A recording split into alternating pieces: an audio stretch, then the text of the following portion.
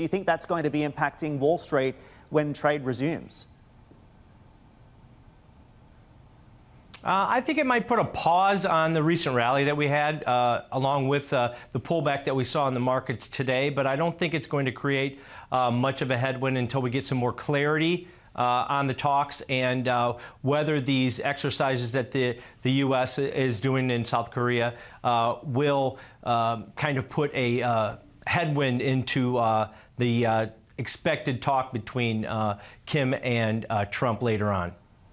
Let's talk about some of the other factors that were influencing trade today. Red right across the board, with yields really being the story that spooked markets. What do you think is behind the latest spike in the 10-year?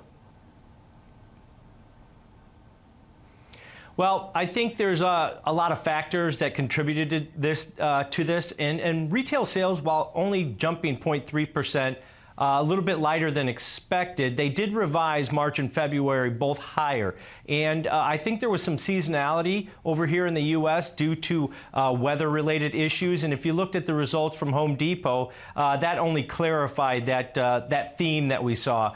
But the rising rates is definitely going to create a headwind here, as that 10-year jumped up to 3.095 at one point today, settled around 3.08. So as far as what it's going to mean for the equity market going forward, can rates rising put a blocker on equity prices rising? And right now, the economy's humming along pretty well. We're pretty confident in a lot of the economic data that we've seen recently, and I think that can continue to support equities in the long term.